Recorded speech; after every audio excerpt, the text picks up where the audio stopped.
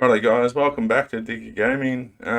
Just continuing on with The Last Commando, so part 3 and part 4 will be released tomorrow. I don't have much to say other than, yeah, it's a great story so far. Hopefully it continues to be so. Let's get going. Towards the end of the trip, obviously, we're all going home soon. One of our tasks was to push up to this river here and to clear down, clearing any possible enemy location. See there just how hard that would be. I mean, it's all open and then just a little bit of green. Very easy to get bogged down in there. The compounds ran all the way along the river. This day, we're up really early in the morning. You move out towards the choppers, and then the choppers left about an hour before dawn. We were given intelligence that the Taliban had reclaimed a valley to the northwest of Uruzgan. The local police checkpoints in the... So Uruzgan province was Australia's primary sort of AEO, where we mostly operated. Some special forces units operated in Helmand, or commonly known as the Badlands, but Uruzgan was sort of Australia's responsibility. The area had been overrun by Taliban, resulting in multiple police being murdered. Jeez. The job was to remove that threat group from that valley. We knew would be in a gunfight. The choppers landed in the Cod Valley at about dawn on the 22nd of June. As usual, Cam was first off the back of the helicopter, just running. I was going to say, it probably makes sense that you would have to just run off the back. I've been in helicopters before, not Chinooks, but you know, you get off there and there's that much rotor wash and dust and shit in the air that you wouldn't be able to see. So you want to clear that and be able to, you know, shoot at anyone that's trying to do you harm. But, you know, everyone else struggling to keep up with him, couldn't hold him back. As soon as we get off the helicopters, we're engaged by enemy. According to the plan we had, Cam was to isolate the area closest to the river and the greenbelt, and my team was to clear all the compounds. Stay there. Sammy, push left, push left. Sammy, push left. So I think I'll just stop and say this is probably the biggest role between the difference between SASR and 2 Commando. SAS could obviously do this sort of work, but their role's sort of more targeted. Commando is more like a shock trip, if you like. You can see they've landed and quickly got into position and are now in assault formation. Something a bit above and beyond a normal infantry unit. There was enemy everywhere. There was gunfire going on, rounds, you know, flying around everywhere. No. There's movement from right to left. Our team continued through the fields, and Benny's team started moving into the built-up area. We heard gunfire from that 40 direction. mil there. And it came across the radio as well that Benny's team was coming under fire. And we weren't going to let them fight that battle alone, and Cam decided that we needed to go assist them. Moving through, we were engaged at close range by numerous enemy, and I sustained a gunshot wound. Just stop it there and say that that's something that Australian Army and Australian forces can do pretty well in general. In our order groups, we learn what the other section or platoon or company's doing, and if we're not busy or we're not bogged down doing the work that we're doing, we're able to swing around and help that other section. Into the leg, I shattered my femur, and received another one in the chest plate, so which stopped that round penetrating my body. So I was classed as a category A injury, so life or limb is in danger if you don't get medical treatment within the hour.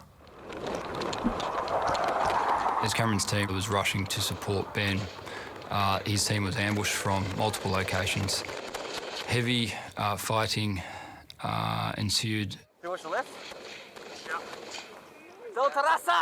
We ended up closing in on a compound. We manoeuvred around, and we had this enemy enclosed in. They had almost the perfect setup. They had a well-defended, well-barricaded room. It was a very heavily fortified, heavily armed. So this is most people understand, but this is a pretty dangerous area here. More than likely, they've got someone set up with a machine gun or a rifle ready to spray rounds out anyone that comes in or goes past.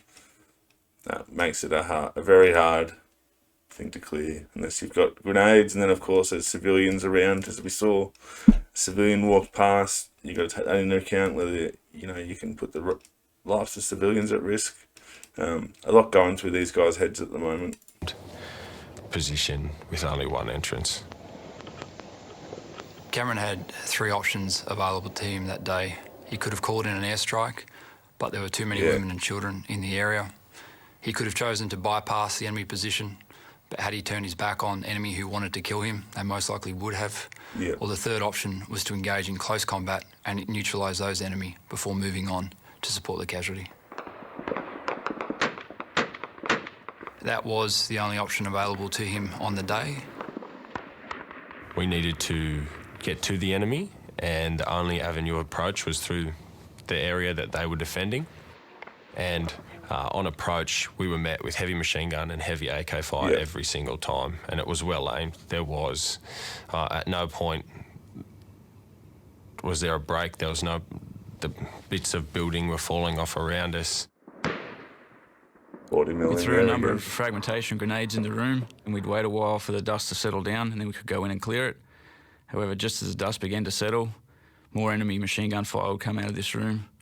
We couldn't really believe it's well barricaded. There was still enemy fire coming out after the fire and the grenades that we'd put in there. Cam, he would have absolutely known how dire the situation was. We had Cam's team engaged in fierce fighting with a large number of enemy, only metres apart from each other, exchanging machine gun fire and grenades. That team was also running low on ammunition, having been fighting all morning. Further, we had enemy reinforcements coming from the north. Cam intuitively knew that decisive action was required. As the team commander, as a leader on the ground, he would decide to expose himself to that and to deal with that threat before asking his soldiers to do it. He knew exactly what he was doing. I saw Cam charging the door, just charged it, weapon up in his shoulder. I knew Cam was on his own, and I followed up behind Cameron. We made maybe about close to a metre to the doorway, and once more the machine gun started firing at us from all positions, and we were forced to tactically withdraw to cover. At that point, we knew we were in a bit of trouble. We didn't know how many enemy were in that compound. The reason they're obviously in a bit of trouble here is the attackers lost momentum. These machine gunners behind this barricade are stopping the momentum of the commandos moving forward, which is very dangerous for a number of reasons. One, they'll be able to get more fighters into position, restock ammunition to the barricaded positions. If they don't regain the momentum, the attack can get stagnant and they'll be stuck in a firefight all day. For a second time, bravely, Cam just charged the door again, weapon up, firing into the room. Cam had a stoppage on his M4, and I covered his move back. At this point, being low on ammunition. Sorry to pause it there. Having read the book, I know a little bit of extra information. So he thought he had a stoppage, but I'm pretty sure there was a round that hit his mag well, and it was actually either the round that hit the mag well or the round that hit the flash hider that caused the weapon to jam. Unfortunately, he didn't know this at the time. Something drastically had to happen. The third time, he made it across the doorway. And from there, that was our point, that was our foothold into moving into the enemy stronghold. From there, he effectively neutralised one of the enemy within the stronghold, but in doing so, in getting that foothold for us, he gave up his life. Just like to say, it's very sad. Touches, it hurts me as an Australian soldier. But he went out as a true warrior, weapon in his arm, in his shoulder, with his mates firing to protect him. I don't think you could be more of a hero having done that.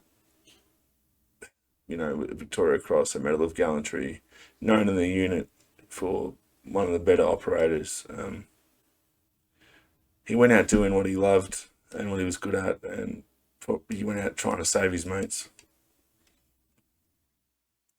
One of our guys noticed something as the dust was clearing, and he said to me, "Who's down?" I said, "What do you mean, who's down?" He said, "There's someone there."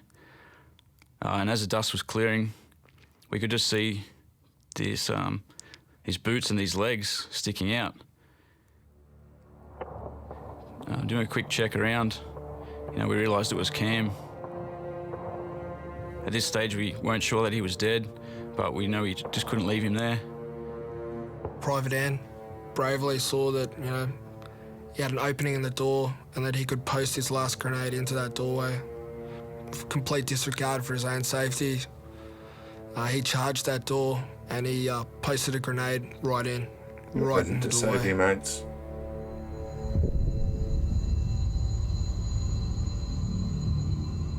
As soon as that grenade went off, there was just dust everywhere. I couldn't see. I ran in, engaged in the doorway with my M4. I bent down, grabbed Beardy's arm, and dragged him out as best as I could. I could see straight away that he'd been shot through the cheek and through the chest. There was still a gunfight, going on. I started taking Cam's ammo and divided that back into the team. So that's the true professionalism of special forces in general. Knew Cam was dead, knew they needed ammo, got Cam out of the way, and redistributed and rebombed everyone from Cam's armour. Can't be something easy to do. I closed Cam's eyes and cleaned his face up a little bit with a bottle of water, and I took my face recon wrap off and I covered his face up, and then we started preparing him to move him. The very moment that I was informed of Cam's death on the radio will forever stay in my mind. That moment that Cam was killed was not the moment to grieve for Cam, because the job still needed to be completed. And luckily, the rest of our teams in our platoon coming up to back us up because we were in a fairly bad situation. He neutralised the enemy within there, not all of them, but he had neutralised the enemy, so the process started to finish the fight, which we couldn't and would never walk away from. We were lucky to have someone like him there to lead that fight, or it could have gone much, much worse. There ended up being 6 enemy fighters inside this small building. They were all armed to the teeth, AK-47s, PKM machine guns. So you can see these are anti-tank rounds. Scary to think they had sabo rounds for RPGs. They're all technically sabo rounds. It looks... Dushka ammo, 7.62. C4 by the looks of things. Magazine, yeah. Rocket launchers.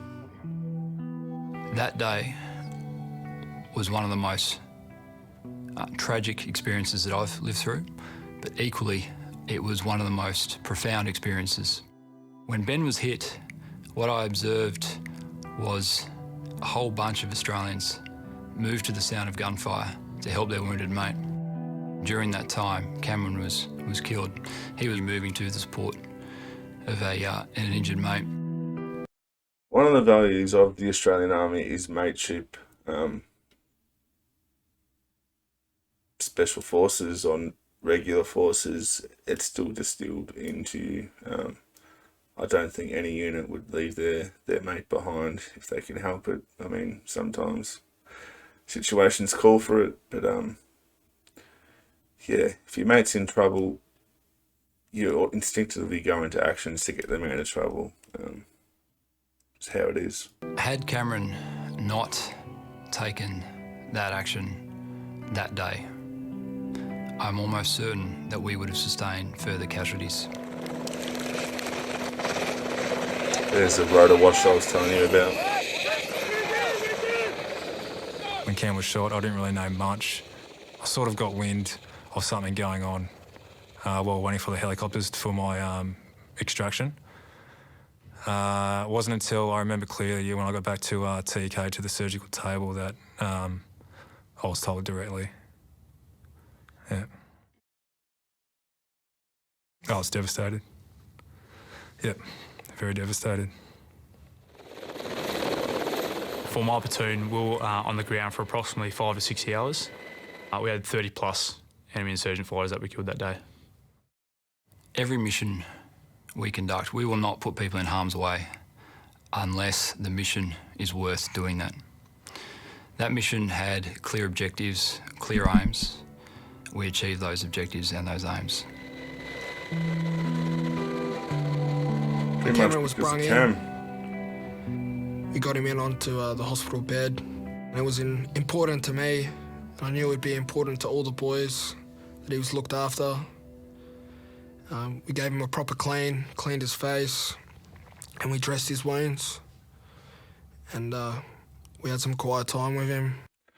It's actually a very important part of the grieving process is seeing the person dead and, yeah, moving on.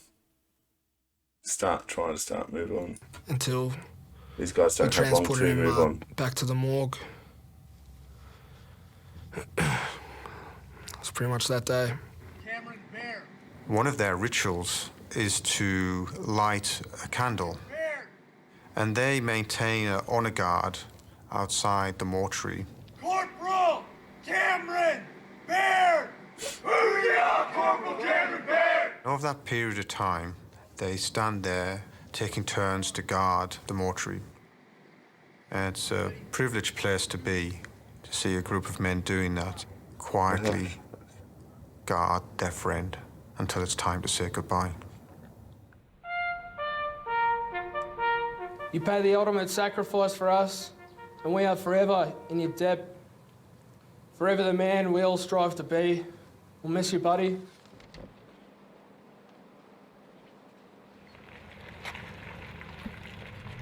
The thing that makes it so difficult and sad is these guys would have been on the job probably the next day.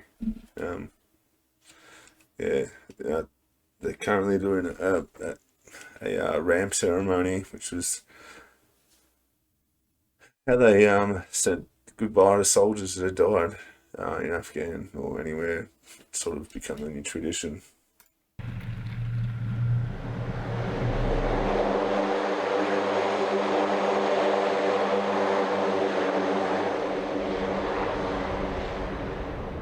Most of Cam's team, we escorted his body all the way back to Australia. Oh, that's good. They got to go back with.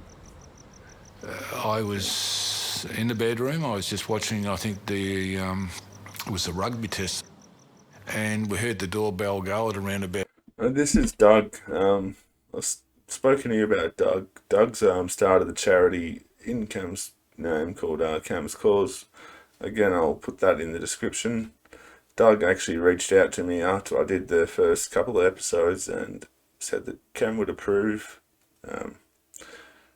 So yeah, Doug is carrying on the tradition of his son, which never happened, which is probably the other way around, but a very proud father and a very knowledgeable man that's also got himself a pretty high Order of Australia medal.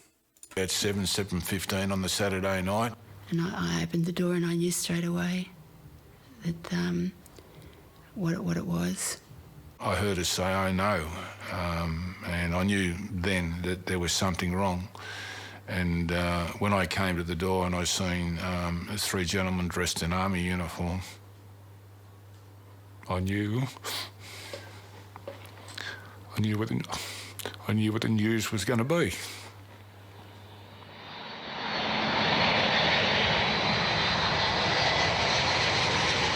Making me tear up. The time after, basically when we found out that Cameron had been killed, well, it was basically the start of a snowball. Every ceremony that you have is a constant reminder of what's happened, and the hardest ceremony for us was when Cameron arrived home at Richmond Air Base. That's kind of when it became real, when you see the box coming off of the plane and his friends are carrying him inside, and that was just horrendous. Very difficult time. That was, this is the way Cameron is. He's gone.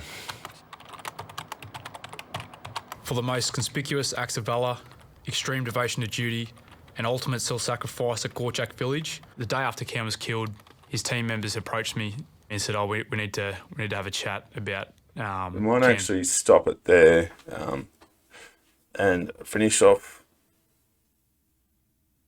We're probably going to have another couple of episodes, to be honest. We'll stop it there and come back for part 4. We might have a part 5. But yeah, thanks guys. Please hit the subscribe button if you're not subscribed yet, and check out some other videos. As always, all the details will be in the about section below. Thank you, and hope you enjoyed.